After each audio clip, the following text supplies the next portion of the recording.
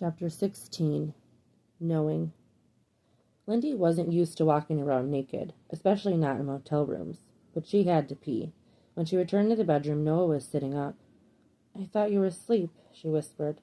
It was the first thing she'd said to him since.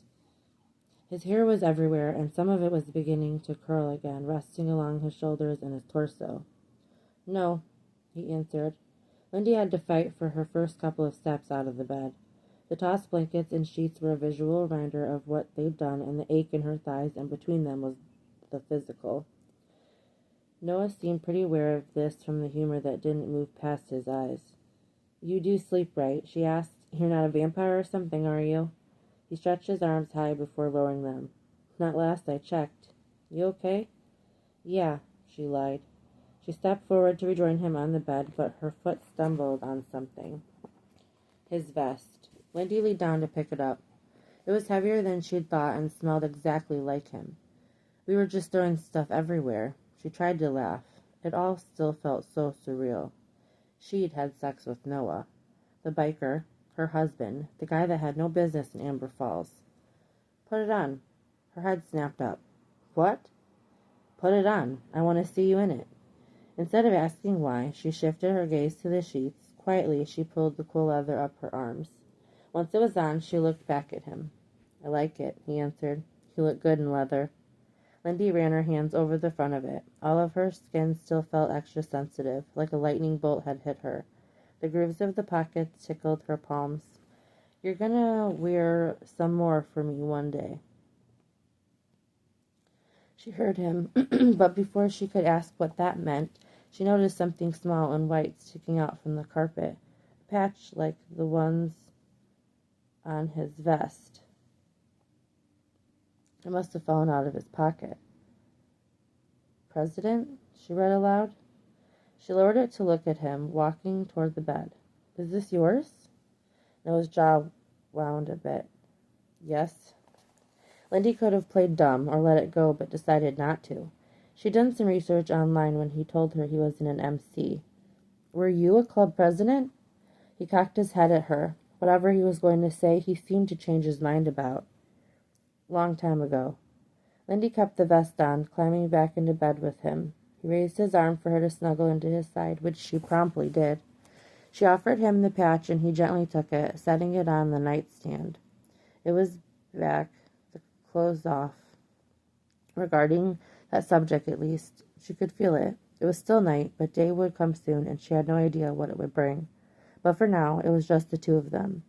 "Why do you keep smacking my ass?" she asked out of the blue. "It's a nice ass." "Thank you, but still. I just like to remind you who's in charge when you get a little wild." Lindy's mouth opened as she looked up at him. Noah raised a brow. "You didn't like it?" "You have a big hand. It stings." Avoiding the answer, he peered down at her. Caught in the stare, she realized that she had to say something. "It was different, but I didn't hate it." Noah pulled her tighter to him, resting his hand on her hip. He seemed satisfied with the answer, letting her out of his stare. "Okay." Lindy held on to Max as she walked into the town hall meeting Saturday night. There was a decent crowd at Theodore's. It was a space not far from the diner that had been several businesses at one time or another. The last was a pool room that had been cleared out when it shut down, and now sometimes it opened to host bingo games. Peggy had been trying to get Lindy to go, but she got out of it every time. Max was in his carrier on her stomach. She knew he was too small to enjoy his new toys or the progress she'd made in his room, but she was so thankful to have the money to do it. She was a little conflicted showing up at the meeting tonight, especially knowing that it wasn't much more than a rally for Will to receive praise and pat himself on the back. His about face with her was still something she couldn't figure out. Maybe he was worried about her filing for child support. Lindy quickly put her own problems to the side as she smoothed her hand on her son's back. All she could do was wonder how Noah's MC buying the warehouse was going to play into this. "Before you go, I forgot to give you this." Noah grabbed a small bag out of the motel room chair. Lindy couldn't believe he bought her something else besides the necklace. She'd gotten dressed. A few texts passed between her and Vicky, and she let her know where she was. The sun hadn't risen yet, so she was still under the cover of darkness to get home. "What is it?" she asked, accepting the bag. He didn't answer her, just waited for her to find out. Inside the bag was a small piece of cloth. She turned it over in her hand to realize it was a tiny gray onesie with black letters. "Just spent 9 months on the inside," she read. There were bars with tiny hands holding them. "And there's a skull?" she added, looking at the bottom. Noah held his hands up. "I didn't know. I just liked it." Lindy laughed, looking away and hoping her hormones weren't still acting up. "This is perfect. I'm sure he'll love it." "Is it going to fit?" It said 0 to 3 months on the tag. "Where did you find this?" "A couple towns over." Lindy closed the space between them and hugged him. And Max was wearing the onesie now as he sucked on his pacifier against Lindsay's chest. Most of the town seemed to be here, but she hadn't spotted Peggy yet. Someone in the front row now offered her a seat. "Thank you," she said as she sat down. 5 minutes later, Will was at the front of the large room. "Thanks, everyone, for coming out." He glanced around. "I'm not going to beat around the bush. I want to talk to you all about the incident with the biker gang coming through town a few days ago. I know it scared and worried a lot of people, and I wanted to assure everyone that I spoke to them along with Deputy Harris on the edge of town." Sheriff, if I may." Hugh Langley stood up from the crowd. Will seemed startled by having his speech interrupted, but after a pause offered the man the floor. Hugh moved into Will's place. "Amber Falls, can we give a hand to our Sheriff William Durand?" The crowd clapped. "He's a good man, and we're thankful to have him protecting our town." "That's right." Ashley's voice came from somewhere, and her fluttered clap almost distracted Lindy from Langley. She barely saw the old man, but he was wearing the exact same suit she'd seen him in a year earlier, and she didn't have a good feeling about what was coming next. Maybe coming here with Max wasn't the smartest thing. "I also have interests in the town. I not only want to protect our little place here in the desert, but I want to see it expand. The only way we can do that is by taking advantage of new prospects and opportunities. So with that being said, I wanted to add that the men that rode through town were here to talk some business with me." The look on Will's face. He didn't know. Lindy dug her heels into the wooden floor. She didn't know why paranoia hit her, but she tried to will herself to relax. The marriage was a secret. The blow-up was between Will, Langley, and the rest of the town. She sat there, patting her baby's bottom. Outside of Langley, she really was the only one in town that knew.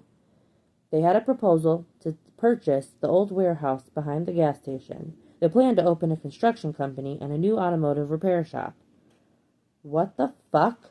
Mike, the mechanic's voice, shot up into the air. Lindy dropped her chin down above Max's head. This was getting messy, quickly. Langley gestured his hand to quiet the rising voices. Mike continued to bitterly mutter something. "Folks, there's been balking over the years after the plant closed down about the lack of progress we've been able to make in comparison to our neighbors. The purchase of this property will bring new money into town, and it also encourages new people to come here. With new businesses comes new jobs." "We don't want new people here," someone said from the back. After some agreement, someone else said, "Not them." Will appeared to be completely blindsided. Lindy didn't feel remotely sorry for him. "Instead of making snap judgments, how about you talk to them yourselves?" "Oh, God." Will's eyes widened as heavy booted footsteps began from the back row. A murmur started up and a few shouts left the crowd. Shit.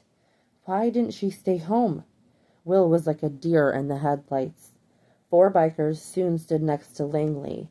One was an older man with silver-streaked hair. The other 2 she didn't recognize, but both seemed like older men, with dark hair and long beards. Last but not least, Noah stood with them, in unripped jeans and a dark vest. His hair was in a long braid down his back. It was the most civilized she'd seen him. He wore a long-sleeved shirt under the vest that covered his tattoos. Even with all that, he still looked extremely out of place. Lindy couldn't make eye contact with him. Will's face had turned red. "Good evening, folks," the silver-haired man said. "No," Will's voice snapped. "That's enough." Lindy didn't mean to, but her eyes drew to Noah, and a smirk rested underneath his goatee. Will, can you relax a minute? Hugh asked. You couldn't have told me any of this? They tried to speak quietly, but their voices carried to the front row. What's going on here? Mitch pulled away from the far wall. The sheriff didn't know about this? Ashley stood up. Everyone just needs to relax a minute, please. Relax? Will's voice boomeranged through the building. How many goddamn felonies do these assholes have? How is having these people here keeping the town safe? Mary Lee's shrill voice was full of alarm. I know that bikers don't have a good reputation, and that's the reason for your fears, but I assure you we aren't here to cause trouble in your town. The older biker's calm voice rose up above the others. Noah glanced over at her, and their eyes met. He held hers for a moment, then turned his head away. Will's teeth flashed, and he planted his feet. This town doesn't need a repair shop, Mike yelled. They got me. That's not a question. Noah's brows lowered as he spoke from the first time. The silver-haired man glanced over at him. Will's breathing was hard as he spoke. I think everyone should go home. Why don't we hear them out? Ashley asked. Lindy snorted. If Ashley thought she could negotiate this like a realty deal? She glanced down at Max, who cared so little he'd fallen asleep. Lucky. There's nothing to hear out. Will's hands were on his hips. Lindy wondered if he was going to actually burst. How are we going to shift from us doing our job, keeping out criminals, to you inviting them in? Henry walked up beside Will. We got a lot of seniors in the town, Langley. Children, decent folk. Lindy didn't look back to see which man was speaking. I hear you, Will nodded. I understand, Robert. We all know I am a father. Then he gestured toward Lindy and Max. What? A father? Had he just said that? Noah was staring at her. Hard. She saw the instant he realized, and she could have turned to stone. Langley held his hand up. People, please, I need everyone to settle down. The crowd quieted a bit. My family has been here since this town was founded. I live here. I run businesses here. These men came to me. They had a professional proposal on working with us. I believe we should give them a chance. He glanced sharply at Will. We have many cultures residing here, and we've lived in harmony for decades. It's not in our nature to judge people for how they look. Lindy barely heard the speech. Noah wouldn't look at her anymore. Max started squirming against her, and after spitting out his pacifier, he began to cry. Lindy patted him. Taking a deep breath, she stood up and left the hall. Enough disturbance had been started. Once she got home, she focused on getting Max comfortable, but she noticed more than once that her hands were trembling. It was like a bee was in her head. She was thinking about everything and nothing at the same time. God damn it, she just needed to calm down. The knock at her door jerked her at her kitchen table. It was coming from the front. Damn, who was it? She just wanted to be left alone. It was after 10. She checked the peephole. Will. Fuck, she cursed under her breath. Will? She tried to make her voice sound groggy. I'm about to go to bed. Open the door, Lindy. Pure cop. Grimacing, Lindy did as he said. Will stepped inside in a rush, barely allowing her to get it fully open. Why'd you leave? You could have stayed. Max was getting upset. She licked her dry mouth, not looking at him. I wanted to get him someplace quiet. He continued to walk into the living room as she spoke, placing both hands behind his head. Can you believe that son of a bitch? Lindy should have never answered her door. She didn't want him bringing this shit to her house. I barely got those fuckers out of town, and he's cutting back alley deals with them. She held up her hands. Can you keep it down? I just got the baby to sleep. Will sat down hard on her couch. This is bullshit, Lindy. It's bullshit. He was still angry, but did lower his voice a bit. Lindy kept her face neutral. I don't know what's going on between Mr. Langley and those men, but you didn't have a right to bring Max into it. What? His expression went from anger to confusion, which fueled her anger. There was no reason for you to bring up that... It was hard for her to say, you're Max's father, because he wasn't. Not in any way that counted. You used him to try to get sympathy from people. I am Max's father, right? It's not like you were fucking anybody else. Lindy's eyes narrowed. For the first time in ages, Will showed some sense of awareness outside of himself. Look, you're scared, all right? I get it. He looked around at the bouncer and toys scattered through the room. "You bought him some nice stuff with the money?" "Not his, actually. It was still in an envelope in the back of her closet." "It was a lot going on tonight." He pushed back into the seat. "I remember you told me about Langley. He wasn't really for the town, that he was dirty like his old man for selling the plant." He shook his head. "You were right. Memory lane." Mentally, she had closed that road off. Now this, he sold out the whole town. Lindy didn't open her mouth to agree or disagree, and definitely didn't try to console. He wanted to come here and pour his heart out, like the way he treated her was just water under the bridge. "That blue-eyed one, that fucker has been here for weeks. His sons knew about it. There's no telling how long this plan has been in motion. He let me gather everyone in town and blindsided us all." "What are you going to do about it?" she asked. For the moment, she tamped down her own irritation. His heels pressed down into her carpet. Either he had no idea, or he just didn't want to tell her. "What happened after I left?" Will folded his arms. More arguing. He sold them that property. Disbelief was in his voice and his eyes. "Was Ashley involved?" Will's jaw tightened. The last time she brought her up, she'd gotten shoved into his car for it. He probably wasn't sure. Imagine, someone he was sleeping with, lying to him? Wow, how horrible. "Lindy." He leaned forward, resting his elbows on his thighs. She quietly eyed his body language. He was stressed and humiliated. A wail hit the air. Max was up again. Lindy quickly went to the bedroom. "Munch," she whispered, picking him up and holding his small body to her, resting his head on her shoulder. "It's okay, honey." She smoothed his back. When she turned around, Will was in the doorway, staring at them. After an awkward silence, Max burped. "That was it, huh?" she said to him. The corner of Will's mouth kicked up. She guessed he thought the burp was funny. "I'll let you get some sleep. Diner's still closed tomorrow." She nodded, and he walked away, letting himself out the front door. An hour or so had passed. Lindy was glad she was off work because she doubted she would be able to get any sleep. She didn't like Will showing up here. He was putting her in the middle of all this, and she didn't want any part of it. Another knock came as she was sitting in the living room after cleaning it. Once she'd put Max down. Damn. This time it came from the back door. She dreaded answering it, especially at this hour. Lord knew she couldn't take a drunk Will. Noah peered down at her from above the sliding lock chain. All the air evaporated from her lungs. He didn't say anything, not even to ask her to unlock the door. Lindy quietly removed the chain, opening it to let him inside. Silently, he stepped into the kitchen. She shut the door and locked it as she bit hard on her lip. Him? The combination of facing him and the rasp in his voice made her want to sink into the floor. "Him, Lindy?" "Noah, I'm sorry. I should have. You were pissed off with me about my MC. I get that. But even after I told you the truth, you still lied to me." "Noah." She could hardly speak between the tears that rushed down her face. "I asked you if you knew him, point blank. You couldn't have said anything?" "I didn't know you then." She wiped her eyes.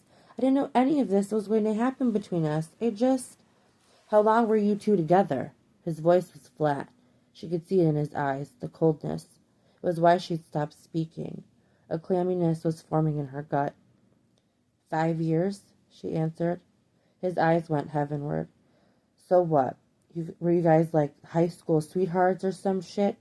Lindy hated the wet saltiness on her lips. "No, it was after. He was here tonight."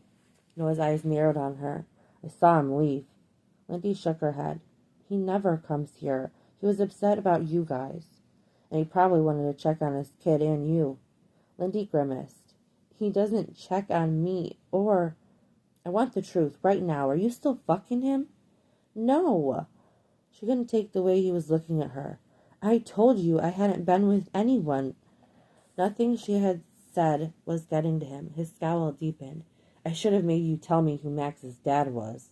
Lindy wiped her eyes again. Noah hovered over her. "Whatever's been going on between you two, it's done. His voice was hard and clipped in her kitchen. Not long after, he stepped out of the back door and was gone. Lindy covered her mouth before a fist formed over her lips. She couldn't even explain herself. Would he even believe her? She doubted it. Standing in the quiet alone, she was sure they were done too.